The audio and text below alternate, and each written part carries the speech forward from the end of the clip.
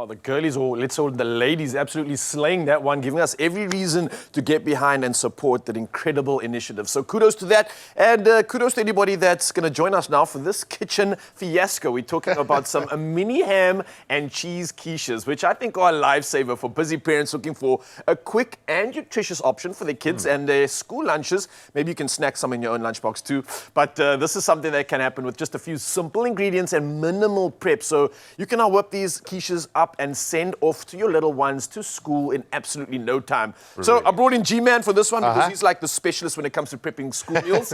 How's it been on your side, bro? It's all about involving the kids. So you've done the first thing already. You've involved me in the process. No, you've got to get your kids invested in the process in some way or other. And a quiche is great because you can mix in a lot of different things. We've gone for, I would say this is a flavor profile that I love, but your kids have their kind of way. So if there's a couple of things that they can put in, some kids just love green or red pepper. Some kids love a bit of salami. You know, you've got to, if they've put it in there, they are that much more likely to eat the thing when it comes out the lunchbox. Otherwise, literally, they're going to just be running around showing everybody this beautiful smorgasbord, and then it's going to come home with them. I like that, but that being said, a quiche is great because it's easy, man. It is easy indeed, and let's show you how easy it actually is. And I was just thinking on that note as well, while I do mix these ingredients too, do you think you could use this as a way to like sneak in some vegetables or things like that? We are. Like? Look at, we're doing it already. Yeah. I think a little bit of like a courgette snuck in here would be quite nice. That's a good idea, actually, yeah. Well, look, this one is simple. Obviously, we're using and lending into some of the favorite flavor profiles. So I've got some eggs. Both the egg white and egg yellows are in this as well. We've got about like 8 eggs actually.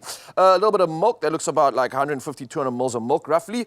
And we're popping all of this together, which is really cool. So we've got some greens going in here.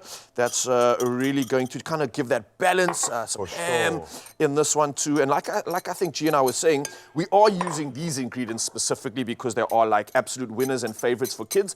But don't be too hesitant to add your own sort of favorites or sneak some of that extra vegetables that you made the night before into this. For sure, dude. That's actually a clever one. And yeah, we're pretty much just mixing this one all together. And yeah, I'm going to lend over to you, G-Man, because you're going to bring through the next I'm the cheese graterer. It took me a long time to earn the privilege to be able to grate cheese in my house growing up. So it's a role that I take with great responsibility. Was it a very esteemed role in the family, man? It was, man. No, look, the graters have always freaked me out. So this is maybe the part of the process you don't want to give to the littlest of the children here. But again, it's an action. It's something they can do. And this is where Ryder's on the money. This kind of flavor profile, we're using our full cream cheese. The cheddar flavor, for me, is the best for something like this because it's got a nuttiness. It's got sort of all the right kind of notes for me. But if there's a cheese that you love within the range, go for it. They've got white variations of this as well. The Gouda, which is slightly less nutty. There we go. And this, of course, with the ham and the tomato, is the perfect trio, man. Oh, you can't say it any better. And literally, I'm like blown away by how easy this is coming together and how simple it is. What I'm doing now is taking all that stuff that I mixed together in this bowl and using a spoon to just gently put about maybe like 2 tablespoons worth of into the because it is going to puff up a little bit, I think so, yeah. Look, I've given this quite a big mix, so I've got a little bit of aeration in it. So that's definitely going to make it a little bit more puffy. But, G-Man, you've got the beautiful part of... I don't even know if aeration is a real word. I'm pretty sure it is a real word, but... You doubt you're on I say now you're on a rich vein of form this morning. No, these are all going down, bro. They're going to be in the official words list for 2025. I have no doubt. And then we're just finishing off with the cheese. And I like the fact that the cheese can get a little bit crispy on top. So you've got the textures here. You've got the beautiful base, which is going to be obviously the pastry a little bit crispier. That's going to be... Sorry, I'm jumping the gun there. No, it's fine. You can add some cheese in the middle. Why not? Yeah. We're not going to complain about that. And that could be something that you even create your own rendition with. I mean, you don't have to just have the cheese at the top. You can mix it into this already. Have like a cheesy sort of inside. And you can even make little cheesy smiley faces on the top. And like I do a lot of boards because I can create a picture. And then the kids are like kind of, you know, constructing the picture as they're eating before they've even realized they've eaten, which is great. I'm for that. But anything that is quick, simple, that the kids can do, that doesn't create a massive amount of mess, he says as he throws the cheese on the floor, that's a win for me. But you can make quite a few of these as well, doing them this size. Literally, I mean, look how much we still have left over. I mean, from the 8-egg mixture that I put together with all those sort of hero ingredients coming through with the flavor profiles, we've gotten about 9, almost the full baking tray of 12 of these quiches. quiches. So theoretically, you could make quite a bit of these from this mix. I reckon you could get up to like 20 if you are sparing with it. I mean, look, it's a party, man. A lot of mixture left over. Or it's one big omelette for mom or dad. Oh, now we're talking. So we wrap these up in the oven, 180 degrees, 10, 15 minutes or so, which means that the whole cooking preparation time is less than half an hour, which is absolutely brilliant. Literally that simple. Now, our lady of the hour has been working out. She's definitely earned herself a perfect lunchbox snack. We promise protein in here. We promise good flavor. Yeah, those are uncooked. Don't eat that one. It's not ready yet.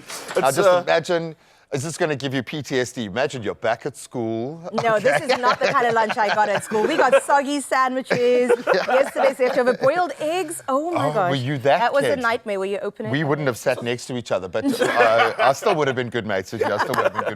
Is this something that would have elevated your school results if you had a lunch like this? I think so. Also, my social circle would have been better, maybe. You know, you've just given my son a back now and a way out. He's going to come home one of these days and go, Dad, the lunch was bad, the marks were bad, it's all on you, okay? It's all on you.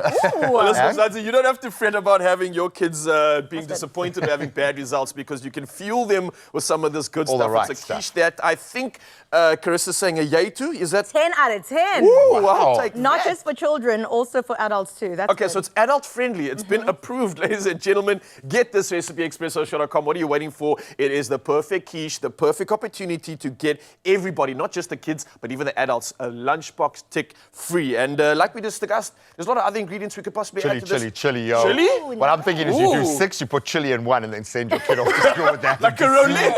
What happens? No, don't do that. Please don't do that to your child. Please don't do that to your child. You added ham and cheese, right? Yeah, we got ham and cheese in this one. Okay, I get you with the chili crunch. I would add like some broccoli. Ooh, yes. Like cut up broccoli. Yes, maybe some chicken too. I was thinking the same. I was thinking like, could you, I don't know if you could, but like slice up some aubergine in here and get that like mushy quiche kind of a vibe with some cheese on top. Then you're getting like the best of both. You're getting the veg box ticked and... Are you asking us or are you asking the viewers? I don't know. You guys let us know. Are we allowed to do that? I think so.